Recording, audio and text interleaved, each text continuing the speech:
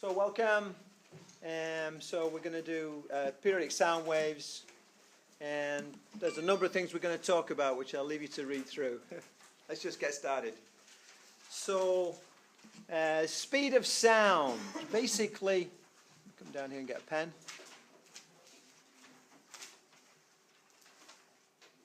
Yeah, let's do black. So basically what we have is that the speed is equal to some combination of the elastic property over the inertial mass property, inertia's mass, square rooted. So for different systems, if we can find out what the elastic property is, the tension in a string, for example, but there's no tension in air. So what do we use that for, etc.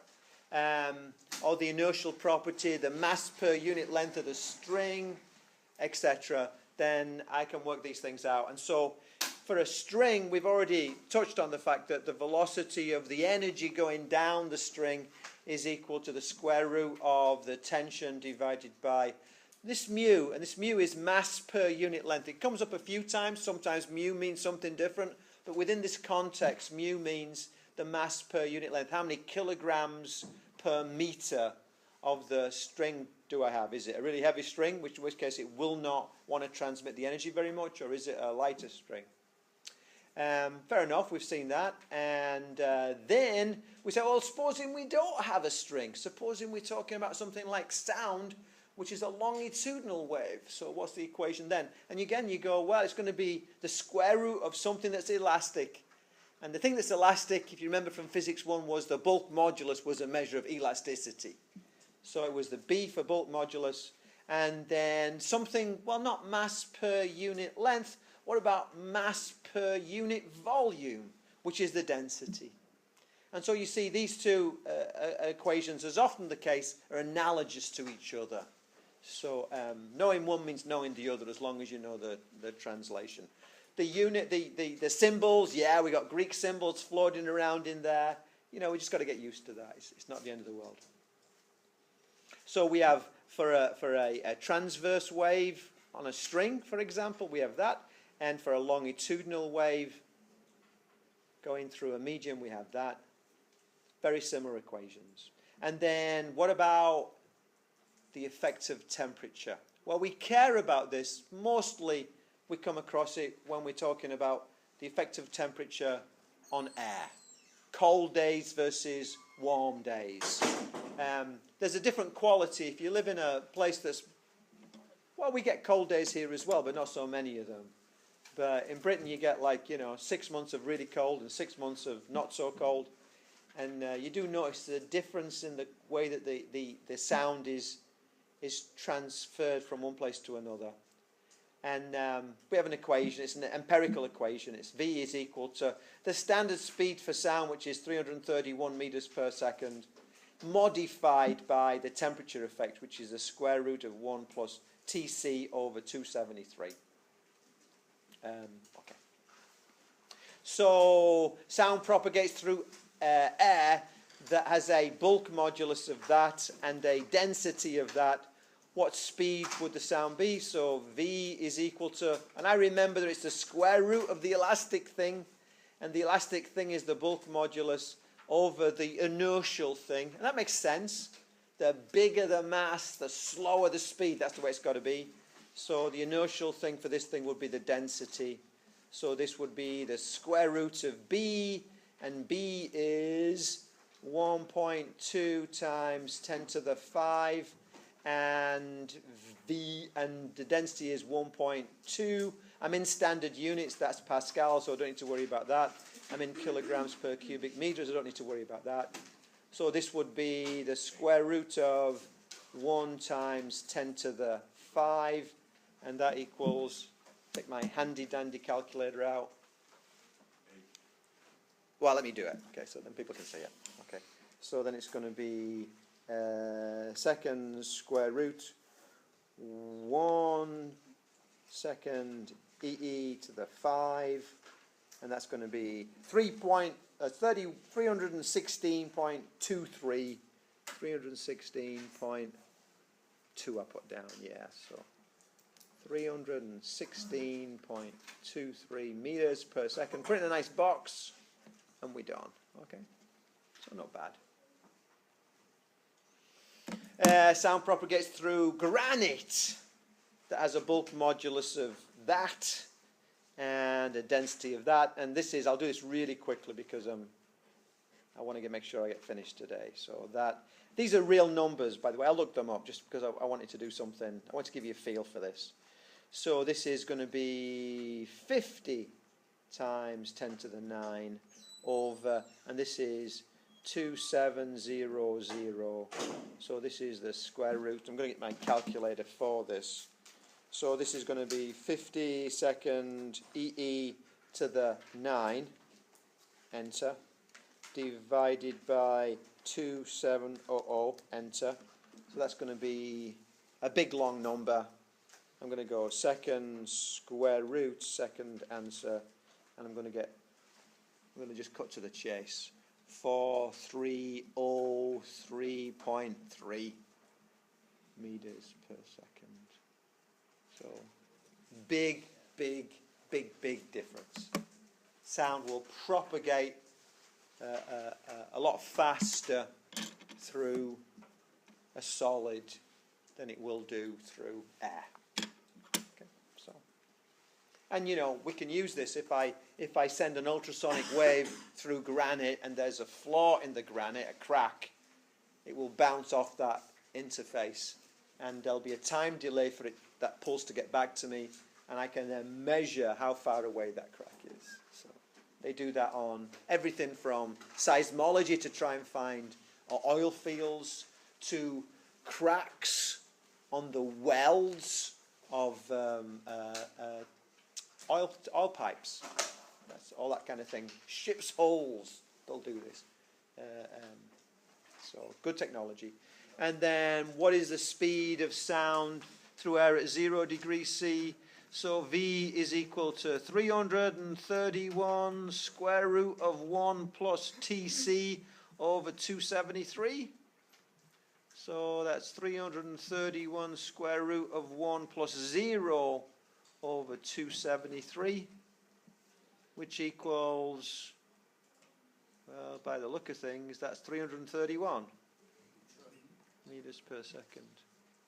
And then down here, if I do it, well, what is it when it's 38 degrees C? V is equal to 331 square root of 1 plus TC over 273, which equals 331 times the square root of 1 plus 38 over 273, which equals, so this is always a bit awkward, so I'm going to bite it off bit by bit. So I'm going to go 38 divided by 273, enter. And then I'm going to go plus 1, enter. And then I'm going to go second square root, second answer, enter. And then I'm going to go times 331, enter. So that's going to be 353.28 or 29. That's 353.29 meters per second. 353 is my answer there. Put those in a box so I can find them. People say to me, well, why do you bother writing out that equation over and over and over again? And the answer is because I want to remember it and remember it and remember it and remember it. You know, I don't want to be kind of like, oh, I kind of knew it 2 days ago. The more you write it down, the more you'll know it.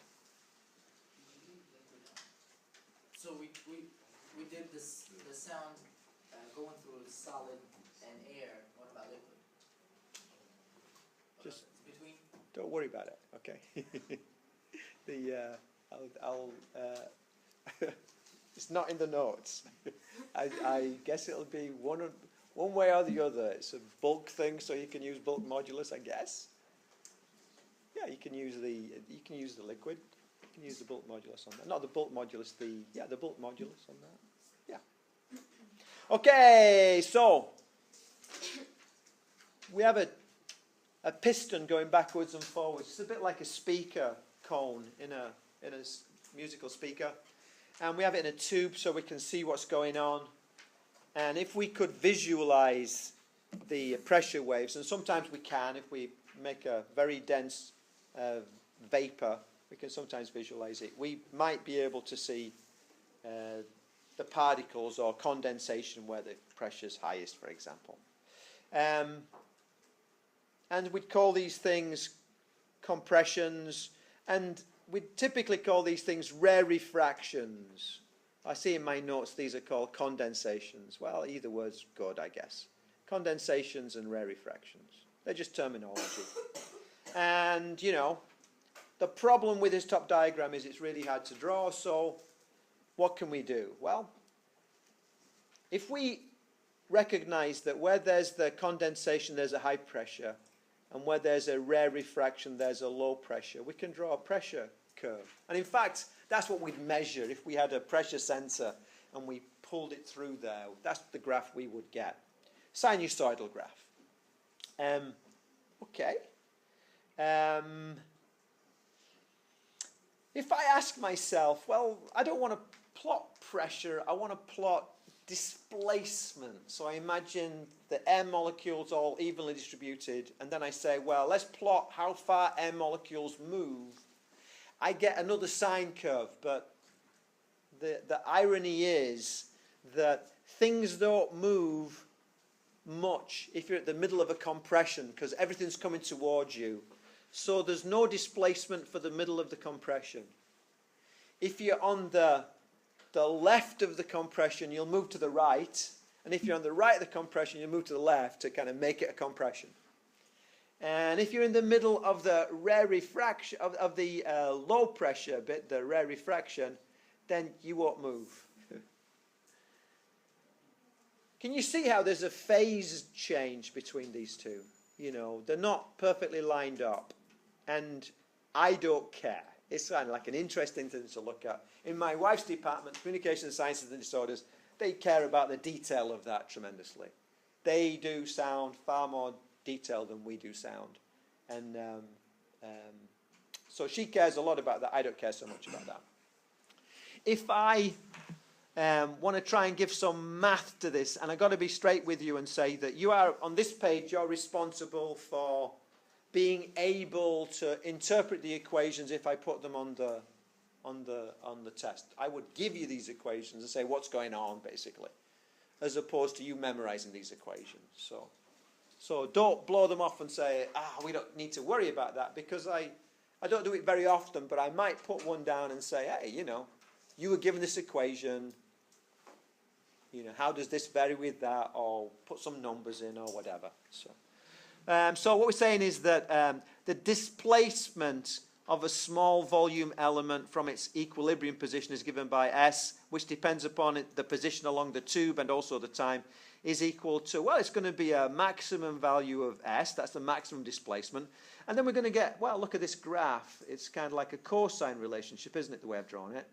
So we have a cosine, and it's a nice wave equation.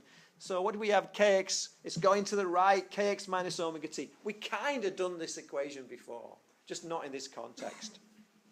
From concepts, look at the diagram, we see that the pressure wave is 90 degrees out of phase. And so we say, well, that's not a cosine wave, that's a sine wave. Now, before I told you, I want to beat these people up. Before I told you, the way we deal with things that are out of phase is we put a phase angle in here, we'd say plus phi, and phi would be 90 degrees. But in this case, they've done it by changing it from a cosine to a sine, but it's the same, otherwise the same shape. Now we have pressure max rather than displacement max, and etc. And then we can define the pressure amplitude, which is that. And again, you don't have to know this equation. It's just the pressure amplitude, the change in pressure max, the maximum pressure, is equal to the density times the velocity times the frequency in radians per second times the displacement max. And I don't really care about it. I don't want you to memorize it. But, you know, it could be an equation I ask you to interpret on a test. Density of that, density of that, density of that, density of that. I'm not even going to do this because I just don't. Time's short and I don't care so much about it. This is really important. This keeps coming up.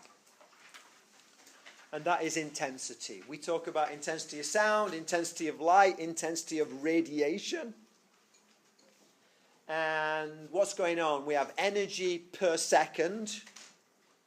Well, that's power. Spreading out. And if I take the energy per second as it goes over larger and larger spheres, it gets less and less intense. Photon emits 10, the light emits 10 photons. If they're on a small sphere, they're pretty close together. If they're on a large sphere, they're very far apart, less intense. So we got to develop ways of dealing with intensity. And it's really quite simple, which is why it's like bugs me a bit, because people tend to have a little bit of issue with it. I think it's because it comes after a whole bunch of work. Intensity equals the power, not pressure. Can you see? We just flipped a page, and now the letter means something different. You know, intensity equals power over the area, and people tend to think it's the area of the detector, but it's not. It's the area of the sphere that the detector is part of. That sphere that goes in all directions. Because the energy per second has gone in all directions. So, you know, it goes outwards. And so we have to know the relationship for the radius of a sphere to its area. And it's 4 pi r squared, which is where the inverse relationship comes from. Inverse squared relationship comes from. As things spread out spherically, they follow an inverse square relationship. If things spread out cylindrically, then they'd follow an inverse relationship. So it's as simple as this. Intensity equals power over the area, and the area is area of a sphere, which is 4 pi r squared. So from my point of view, and this is from my point of view, I know that, and I know that. I don't need to learn 2 new equations. I already know. At most, I need to know this first equation, and I can put in the area. And that's where this stuff builds on itself. If you keep studying the equations, it builds on itself, and you get stronger and stronger and stronger. So when somebody says, well, it's the surface area of a sphere, it's like it's just there for you. So a source of sound radiates energy in all directions. The source radiates 10 joules of energy each second.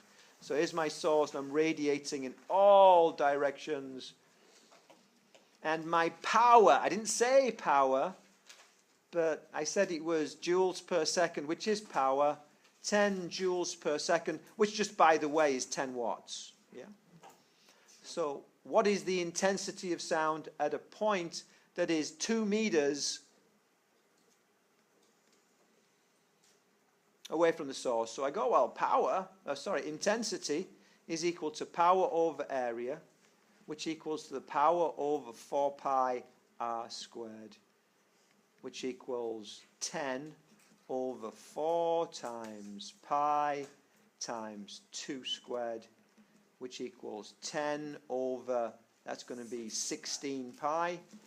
So I come along, get my little calculator, and I go 10 divided by 16, enter, divided by pi, enter.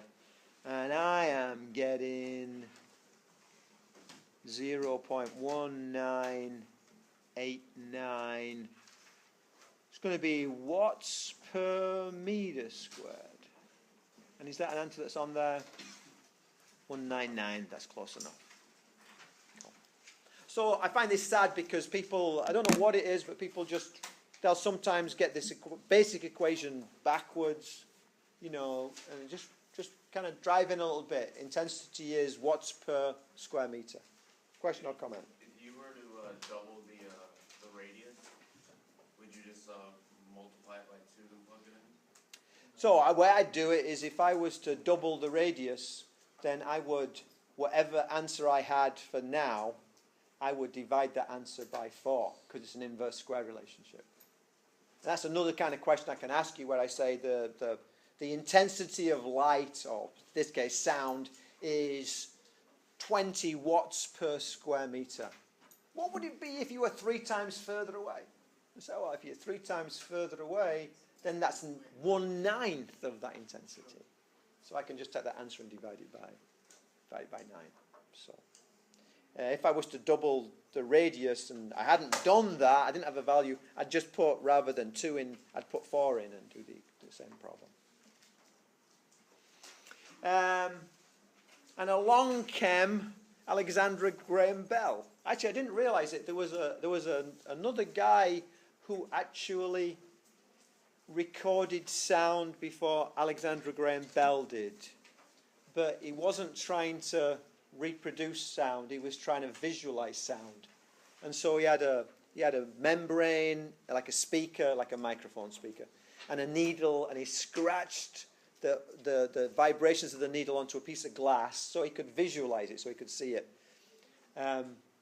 It never occurred to that group to actually play that back. They weren't trying to record sound, they were trying to visualize sound. And so maybe 20 years later, when Alexander Graham Bell basically was recording sound by getting a microphone and a big mechanical microphone, like a cone of paper with a needle attached, and scratching into a wax surface, and then was trying to drag the same needle across the wax surface and listen. Now your microphone becomes a speaker and you can hear the sound, which was the basis of the gramophone.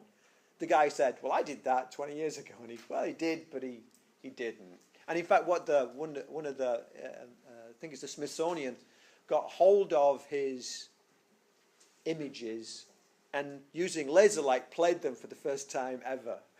And you can hear the guy speaking. It's kind of interesting. Alexander Graham Bell was really interested in helping deaf people, actually, people who were hard of hearing. He had this idea that if you could visually represent speech, you could read it. You could look at the waveform and read it.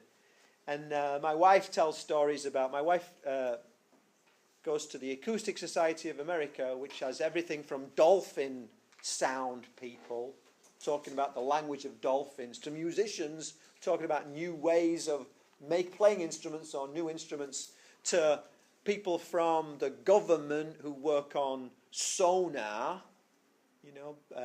to people, audiologists, to speech intelligibility people like my wife, and a whole ton of things.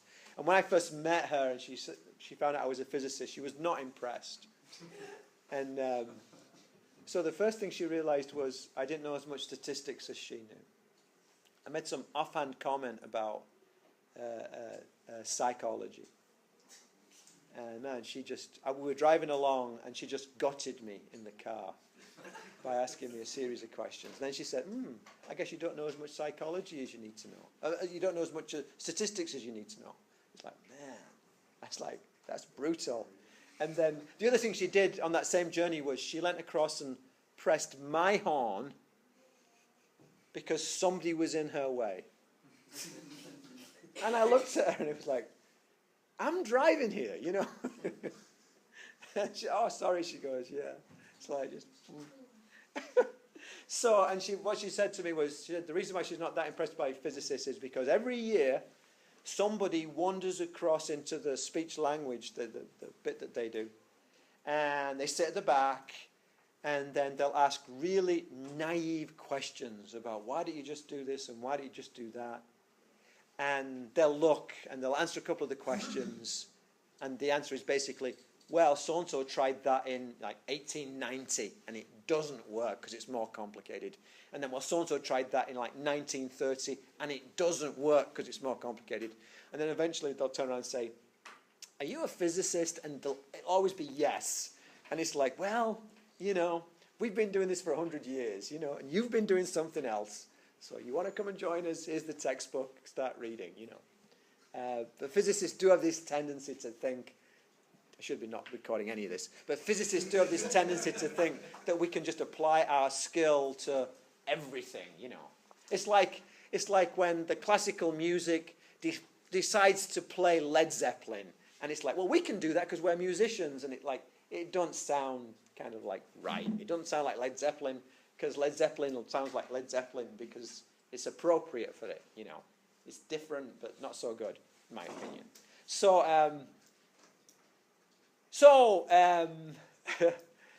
there's a whole area.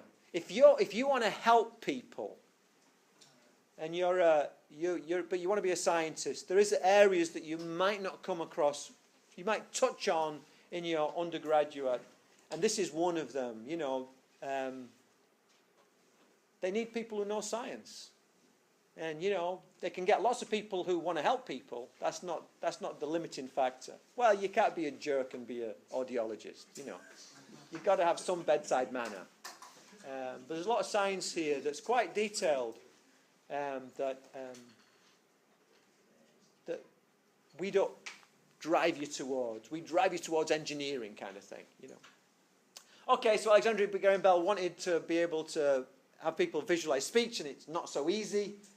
And then the other thing he came up with is he wanted to quantify the loudness of things, because it turns out our ears are not linear. Our ears are logarithmic in a way. Now, what's going on here? People are always a bit uncomfortable with linear and logarithmic. It's kind of like if I take a building and I think linearly, there's the first floor, there's the second floor, there's the third floor, there's the fourth floor, there's the fifth floor, there's 5 floors, whatever. Okay, each floor is an equal height, and you know, if I go to 1/100th of the building, it's not particularly high, and if I go to 1,000th of the building, it's not particularly high. A 10,000th of the building, all that is messed in this bottom centimetre of the building, if you like. But it turns out there are physical systems where it's not the absolute value, it's the comparative value. And so if I'm 10 times bigger, I'm 10 times bigger. So yeah, I mean, what's a good example? If I was to take an elephant trying to scare a lion, there's a certain relationship.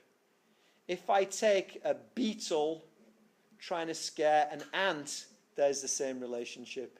If I take an ant trying to scare, I don't know what they try and scare, but you know, something even smaller. In each case, you're 4 times bigger than me, you know. Pick on somebody different. It doesn't matter that these guys are really small, they're still a 4 times difference. And it's significant. Well, the same thing goes with sound. If you're 10 times the intensity, it's 10 times more intense. And what we have in sound is that we actually go from about 1 times 10 to the minus 12 watts per square meter up to about 2 times 10 to the 2 watts per square meter. That's a lot of orders of magnitude. And each one is as significant as the next. So we need a scale which does not blow away the small things, that actually makes the differences of factors of 10 equal to each other. And that's a log scale. So how do we do it? Basically, we take the intensity of sound that we have and we divide it by the standard intensity that a human being can hear at the smallest sound, which is about 1 times 10 to the minus 12. And we make a log of it. And that's the Bell bit. And then we multiply it by 10, which is the deci bit. So we get decibel. Okay? And it's just being able to do this conversion. So I did this one already. So we have, at the point of interest, sound in a vacuum cleaner has an intensity of 1 times 10 to the minus 5 watts per meter squared. Remembering the I naught. So usually in the equations in the textbook, they usually put it down as I naught because different animals have different levels, but you know, we're only going to do people. So remember that I naught is 1 times 10 to the minus 12. What is the sound intensity? You simply go 10 to the minus 5 over 10 to the minus 12, and then log it, and then multiply by factor of 10. Remember that for 1 times something, the log is, log is the number of zeros. So log of 100 is 2. Log of 10,000 is 4. You know, the ones in between you got to use your calculator for. So in this one we had 7 zeros, so it's 10 times 7, which is 70 decibels. This is what we're doing. If you want to talk about decibels, you're over here. And the sound range tends to go from, 0 for 1 times 10 to the minus 12 watts per square meter to 160, which is basically, 1 times 10 to the 4 watts per square meter. That's 10,000. That's more than I expected. Think about it. Watts per square meter. A watt is a joule a second. Think about that energy. A joule a second. This is 10 to the 4 joules coming through each square meter per second. So it's a lot of energy. 100 watt light bulb. 100 watt light bulb is quite bright. 10 to the 4, you've got 100 watt light bulbs. It's quite a lot of energy. And our ear handles the smallest energy and the largest energy. So just to give you a scale on things, rustling of leaves, about 10 decibels. A whisper, about 30 decibels. A mosquito buzzing is about 40 decibels. Conversation in a room is about 50. Vacuum cleaner is about 70. Busy traffic is about 80. Power mower is about 100. Rock concert, 120. Jackhammer, 130. Near a jet, I mean near a jet, not like, I mean near a jet is 150. How many of you were charged by your parents to do mowing of the yard? How many of you did that? How many of you were given ear protection by your parents? Onset of damage for sustained exposure is about 80 decibels. So sue them while they've still got money, because there's a good class action suit that I should get involved in. They should. And how many of you wore headphones to drown out the noise of the? So you just put earphones in and made them even louder to drown out sound you didn't like. So you guys kind of partly culpable yourself. We could argue that you actually brought it on. This is very close to my heart because I have a hearing loss. I started with it about maybe 5 years ago. I had my hearing checked when I was in my 30s and it was fine. I was teaching here, in fact, and I found I couldn't catch what people were saying. It's that classic, I could hear them, but I couldn't understand them. And I confessed that to my wife, who said, yeah, you're deaf. You need to get a hearing aid. And I'm going, oh, come on. And I said, you mumble. Won't say that again. And after a while, she persuaded me to go down and get my hearing checked. And I had a hearing loss. And the guy said to me, did you listen to loud music when you were a student? And I said, oh, yeah. And he said, did you use headphones? And I was a good neighbor. I didn't turn my stereo system up and let all my neighbors hear it. I'd put my headphones in and turn it up, and I would just lie there just like. There was one record I had. What they did was really deep down in the sound, somebody shouts, turn it down, like that, really right on the limit. And I'd jump up and I'd turn down, I got the headphones in. Well, that's weird. And then like the next time I was listening to it, it'd be like, turn it down. And then after 3 times I realized, it's on the record. It's not my neighbor, it's on the record. And I was just killing my ears. And the problem is, what you do is you damage the little hair cells inside your ear, and you weaken them. You don't kill them, you weaken them. And then when you get older, when there is a natural fall off in frequency response, those go. So what happens is I can hear pretty well apart from, it's called a 4,000 hertz notch. It's about 4,000 hertz. And unfortunately, that's where a lot of your consonants have their frequency response. So I can't tell the difference between a B and a P and a T. It really, T's not so bad. B and a P, that just drive me crazy. V, VB, oh man, I just cannot hear it anymore. And the thing that kind of convinced me to go and get that hearing test was my daughter was watching Dora the Explorer, and you know, they do Spanish and they do English, and I have no Spanish. So she's, you know, it's vaca, the cow, and I'm going packer, and she's going, no, dad, vaca, and I'm going, yeah, packer, and she's going, no, dad, vaca.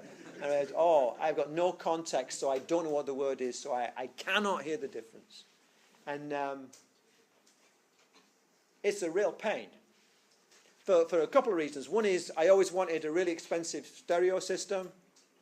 Now I have 2 of them, okay? So it's very expensive.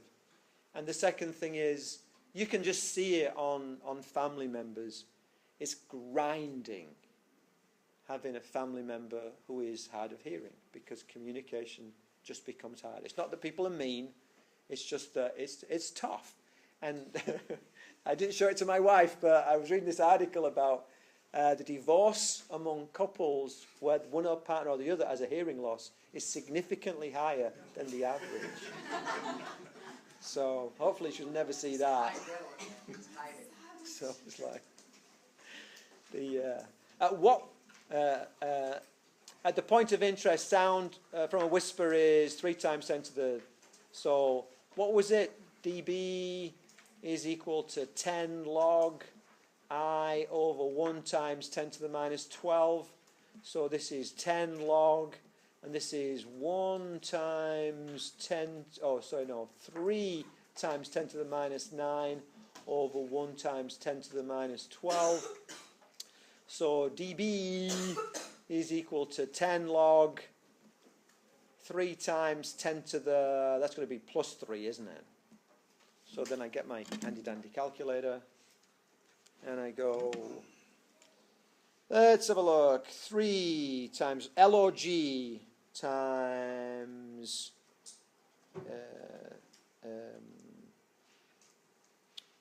1 second EE to the 3.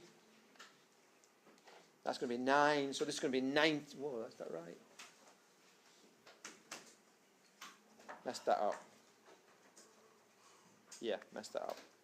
So let's do that again. Log 3 second EE to the 3. That's going to be 3.477 times 10, 34.77, which equals 34.77 decibels. So that's going to be 34.77, 34.8. Cool. There's a handy app, by the way, if you, let me do this. Okay, there's a handy app. It's called Teen Tormentor. I'll turn it on. Let's have a look. Can you hear that? Yes. I can't.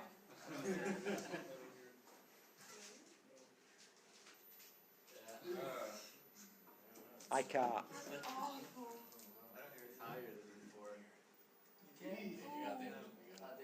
I can't.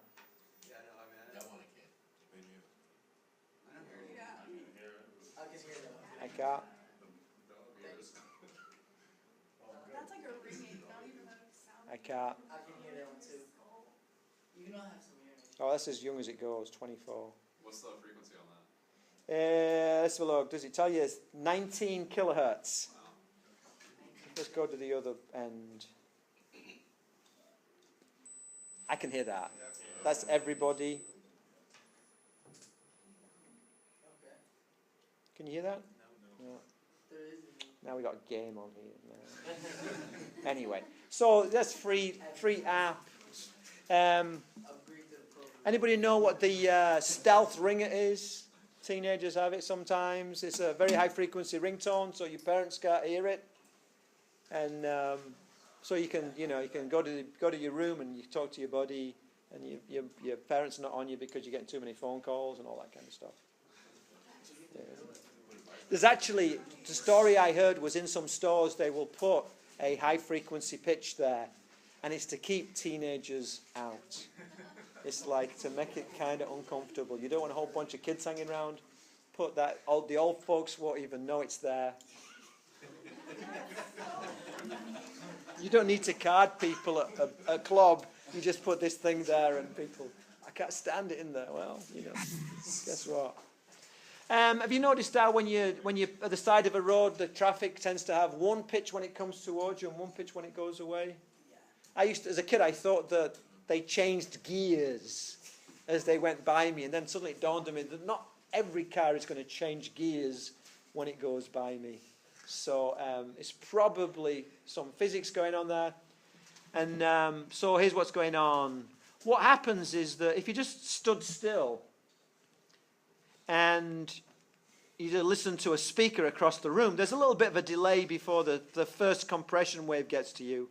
And there's a delay before the second one and a delay before the third one.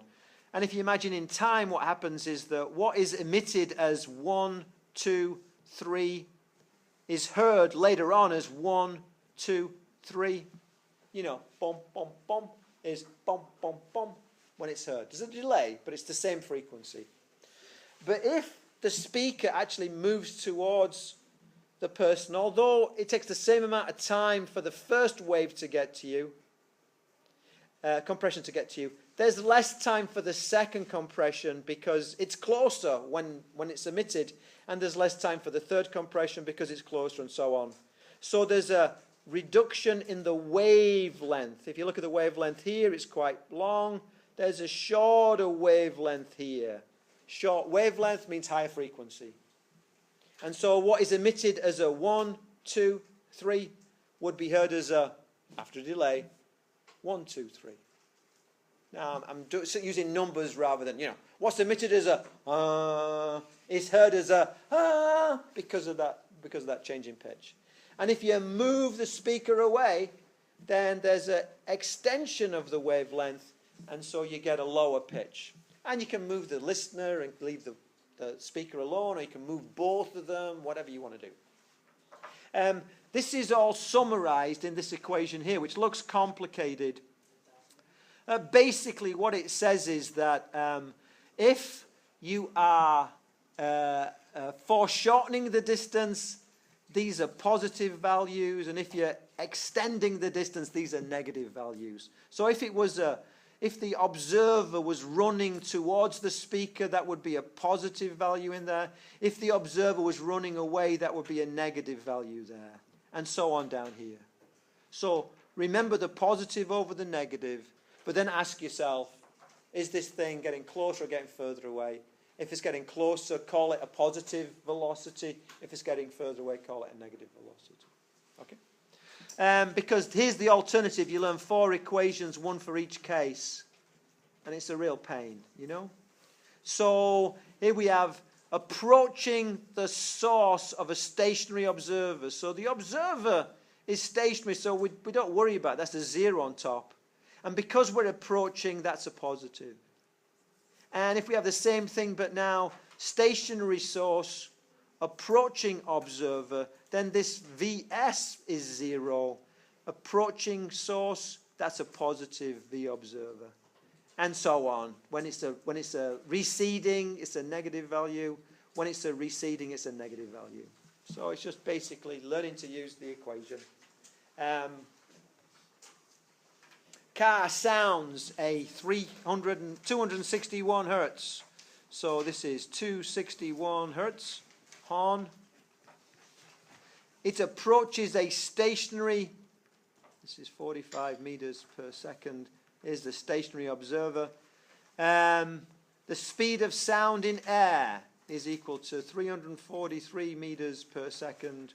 What frequency is heard? So the frequency observed equals the frequency of the source modified by this V plus, what was it, V observer over V source? Is that right? Yeah. If you're the person right, imagine, just picture somebody on top of a truck that's blaring its horn. The person is on top. I'm not sure this is a good analogy, but, you know. You've got to remember which way around it is. What if they're both moving? So you're going to have to, I wouldn't ask you that as a test question, but you'd say, is it getting shorter or further away? Yeah. So we say, okay, let's do this. So this is going to be 261. That's the frequency of the source. V is 343 plus. Is the observer moving? I don't think so. And then 343 minus, is the source moving? Yes. And is it getting foreshortened? Yes. So plus 45. So F0 is equal to 261, and this is going to be 343 over, I've got to take that away, what is it, 298? It's always dangerous doing things in your head. Looks right. So that's going to be 261 times 343, enter, divided by 298, enter. That's going to be 300.4, which is 300, yeah.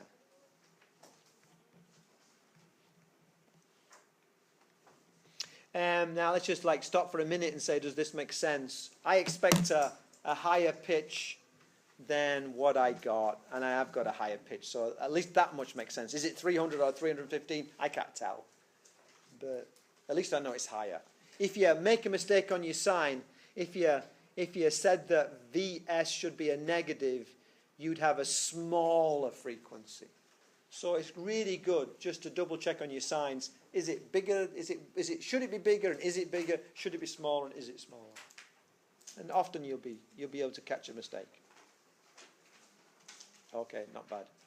Okay, last little bit is, so I have a source of energy, in this case sound, for example, and I'm moving. We saw back here that if I move towards you, if you think about it, what the energy here has been squashed up into a much shorter span of distance. Agreed? Imagine I went even faster. The energy would be even shorter, and I'm building up my energy. So imagine I make a sound and the ripples go out through space. You know, the compression goes out through space in all directions. It's nice and symmetrical because I'm not moving. Now let's imagine that I move. So I make the first ripple, but I move so fast I'm in this second position when I make the second compression wave. I move even further to make the third compression wave. Can you see how the energy starts building up on this cone?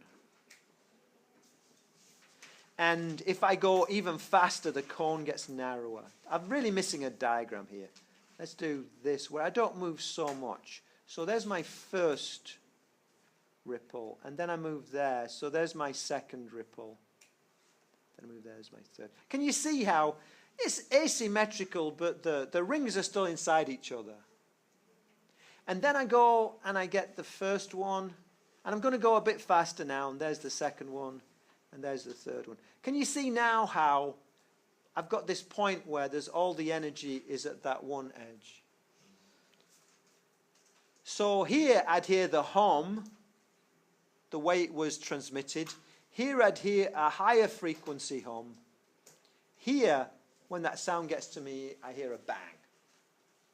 Because all the energy's kind of coming at the same point. All that hum energy gets put to one point. If I go faster, so what speed is this? This is when the velocity of the source equals the velocity of sound. So V equals vel sound. Vs equals vel source. And I'm just sorry, you know, I think it's very mean of them to name it like that, but in almost every book it's like that. So you got to be careful about what the symbols stand for, you know. And to some extent, yeah, I'm writing my own notes. I could sort all this out. I could do like I did for the decibels and not use VI. I could use 1 times 10 to the minus 12, and you know. But at some point, you're going to be faced with confusing nomenclature. So my job is to warn you about it, so that you can then adopt strategies so that you master it. Because the next book you have is not going to be careful. They're just going to do what traditionally is done. So if I go faster than the speed of sound, then what happens is I get this cone shape. And if I go really fast, it's a really pointed cone. You've seen this. If you go canoeing or anything, if you see the wake of a boat, that's a source of energy being transmitted, source of sound, if you like. It's a ripple in this case, where the source is going faster than the speed of the ripple on the surface of the water.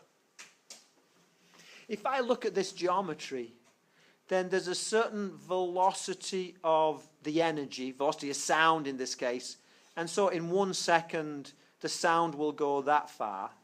And then there's a certain velocity of the source, and in 1 second it will go that far. So this is the geometry of my cone, of the bang.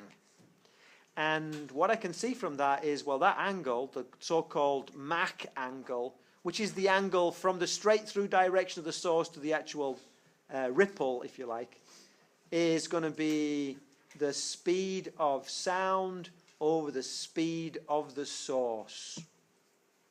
And if you think about it, you can't have a sign of a number that's bigger than 1. So if you get them backwards, you know, it's going to tell you, hey, this ain't going to work. Oh, I got them backwards. Here's the little Rob. The other thing I can do is I can actually give the numerical value for how many times faster than the speed of the sound is the source. And that's called a Mach number. And there is the speed of the source over the speed of sound. Can you see how those two are reversed? Yeah. So you just got to be careful about that. And we talk about Mach 1, Mach 2, Mach 3. And whenever you get over Mach 1 is the speed of sound. Whenever you get over that, you should get some kind of sonic boom or the like. And apparently there was this spy space shuttle thing landed in Florida a couple of days ago and caused a sonic boom as it landed. Space shuttle used to cause a sonic boom whenever it landed, not when it took off. It kind of gradually builds up its speed. When it's landing, it's coming, and it causes a sonic boom. So jet plane travels through air at that speed of sound. So we have that is going to be 335 meters per second, and this guy is going to be 300 meters per second. So there's my sonic boom type thing. This is the V source, and this is V. So what is the cone angle? I said cone angle here. Since then I've been using Mach angle. So what is the Mach angle? And so sine theta is equal to opposite, which is 300 over adjacent, which is 335. So theta equals sine to the minus 1 of 300 over 300 over 335, which equals second sine 300 divided by 335, enter, and that's going to be 63.6 degrees. And then what is the Mach number? Well, let's do, what is the Mach number? Mn is equal to the speed of the source over the speed of the thing, which is 335 over 300, which equals 1.1, and it's got just no units. It's Mach number, 1.1 in this case. Didn't ask for that, but yeah, but if you put down Mn, I guess you would, but I guess it's M, it's that. So the original question was, what's the value of the Mach angle, and the value was 64. Is there any reason why, I mean, always going I could be going. I could be nasty, and give you something that's not going at the speed of sound, and then in which case it would not be a number that's bigger than 1. And then how are we gonna find the angle then, if it's not bigger than 1? There is no angle then because there's no cone. Okay. Yeah. So you only get the cone when you're going faster than the speed of sound. Yeah, I get it. Cool. So there we are. Let's stop this recording.